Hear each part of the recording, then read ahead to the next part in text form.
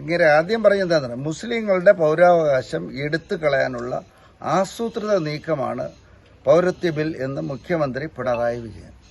മുസ്ലിങ്ങളുടെ പൗരത്വം എടുത്തു കളയാനുള്ളതാണ് എന്ന് അദ്ദേഹം പറയണമെങ്കിൽ പെട്ടെന്ന് എനിക്ക് തോന്നുന്നത് എന്താണെന്നറിയാം, അദ്ദേഹം ആ ബില്ല് കണ്ടിട്ടേ ഇല്ല, അത് വായിച്ചിട്ടേ ഇല്ല, അതിലെ കണ്ടന്റ് എന്താണെന്ന് ആരും അദ്ദേഹത്തോട് പറഞ്ഞു കൊടുത്തിട്ടുമില്ല. ചുമ്മാ ഇങ്ങനെ തോന്നുന്നത് അങ്ങ് അടിച്ചുവിടെയാണ് ഒന്ന്.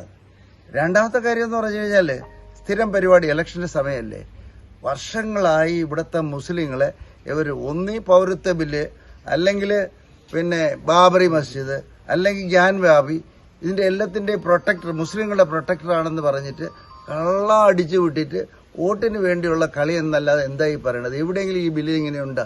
അദ്ദേഹത്തിന് ആ ബില്ലൊന്ന് വായിക്കാൻ അവസരം കൊടുക്കണം. പിന്നെ അദ്ദേഹം ഈയിടെ പറഞ്ഞു ഞാൻ CAA നടപ്പാക്കില്ല എന്ന്. ബഹുമാനപ്പെട്ട മുഖ്യമന്ത്രിക്ക് അറിയാം അദ്ദേഹവും CAAയുമായിട്ട് ഒരു ബന്ധവുമില്ല, അത് ഹോം മിനിസ്ട്രിയാണ് നടപ്പാക്കുന്നത്. ഇദ്ദേഹം വിചാരിച്ചാൽ നടപ്പാക്കാതിരിക്കാനും പറ്റത്തില്ല, അത് നടപ്പാക്കേണ്ട മിനിസ്റ്റർ നടപ്പാക്കുകയും ചെയ്യും. എന്തൊക്കെയോ അങ്ങ് വിളമ്പുന്നുണ്ട്. എന്തിനു വേണ്ടി?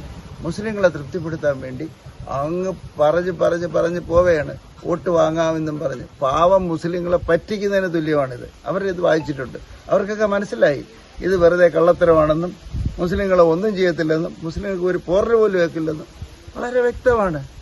പിന്നെ അദ്ദേഹം പറഞ്ഞ് ഞങ്ങളങ്ങ് സമരം ചെയ്ത് മുടിച്ചു കളയുമെന്ന് പറയുന്നു. അതിന് അവർക്ക് അവകാശമുണ്ട്, ഡെമോക്രസി അല്ലേ. ന്യായമായതിനും അന്യായമായതിനും സമരം ചെയ്യാൻ എല്ലാ പാർട്ടികൾക്കും അവകാശമുണ്ട്.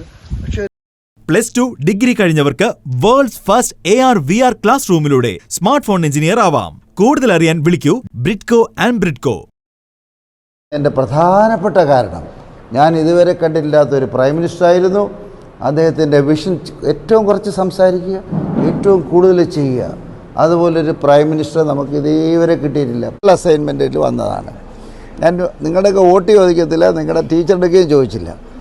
നിങ്ങൾ ആലോചിച്ച് മോഡിജി നിങ്ങൾക്ക് ഗുണം ചെയ്യുന്നുണ്ടെന്ന് നിങ്ങൾക്ക് തോന്നുകയാണെങ്കിൽ മോഡിജിക്ക് അവിടെ അപ്പുറത്ത് ഗവർണൻസിലിരിക്കാൻ ഒരു മിനിസ്റ്റർ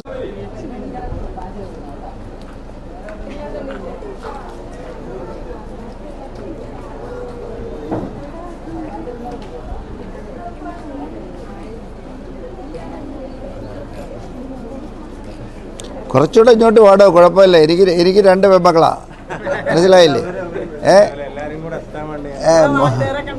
എന്തോ ആ, എൻ്റെ മൂത്ത മോക്ക് എനിക്ക് തോന്നുന്നു ഇവരുടെ ഇരട്ടി വയസ്സ് കാണും. ഈസ് 34-35. ആ, നാലാമത്തെ വിനോദ്, ഞാൻ മറന്നുപോയല്ലോ, പെട്ടെന്ന് റീകോൾ അടിക്കുന്നില്ല. യെസ്, 4ാമത്തെ ഗ്രൂപ്പാണ് നമ്മൾ പൂർ എന്ന് പറയില്ലേ, നമ്മളിപ്പോൾ ഉപയോഗിക്കുന്നവർ ലെസ് പ്രിവിലേജ്, താഴെ അറ്റത്ത് കിടക്കുന്നവർ. 4ാമത്തെ. ഇങ്ങനെ 4 ഗ്രൂപ്പിനെ ഫോക്കസ് ചെയ്തുകൊണ്ട് ആയിരക്കണക്കിന് പ്രോഗ്രാം വന്ന് എല്ലാവരെയും ഒന്നിച്ച് ഉയർത്തുന്ന ഒരു പ്രൈം മിനിസ്റ്ററാണ് നമുക്ക് കിട്ടിയിരിക്കുന്നത്. നമ്മളെ എല്ലാവരും വിലപ്പെട്ട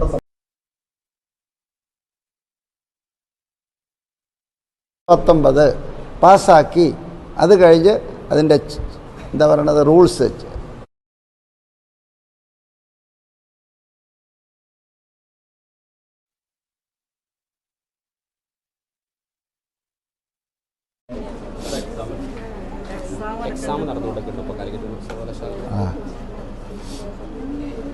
എനിക്ക് തോന്നുന്നത് നിങ്ങളപ്പുറത്തുനിന്ന് ഒരാൾ ഭരിക്കുന്നതിന് വേണം, അപ്പുറത്ത് വേണം, ഗവൺമെൻറ്റിൽ വേണം, മിനിസ്ട്രിയിൽ വേണം.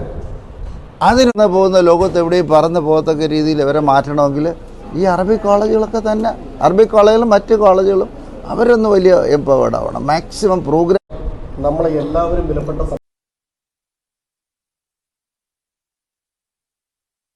19 പാസ്സാക്കി, അത് കഴിഞ്ഞ് അതിൻ്റെ എന്താ പറയണത് റൂൾസ്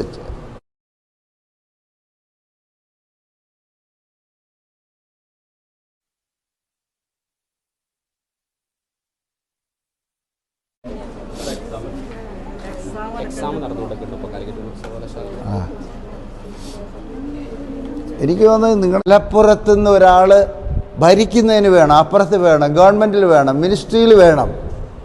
അതിന് പോകുന്ന ലോകത്ത് എവിടെയും പറന്ന് പോകത്തക്ക രീതിയിൽ ഇവരെ മാറ്റണമെങ്കിൽ ഈ അറബി കോളേജുകളൊക്കെ തന്നെ, അറബി കോളേജുകളും മറ്റ് കോളേജുകളും അവരൊന്ന് വലിയ എംപവേർഡ് ആവണം. മാക്സിമം പ്രോഗ്രാം 21 ലക്ഷത്തോളം സന്തുഷ്ടരായ ഉപഭോക്താക്കളും 2 ലക്ഷത്തോളം തിമിര ശസ്ത്രക്രിയകളും പൂർത്തിയാക്കിയ മലബാറിലെ ഏക കണ്ണാശുപത്രി അൽ സലാമ ഹൈ ഹോസ്പിറ്റൽ റോഡ്, പെരിന്തൽമണ്ണ.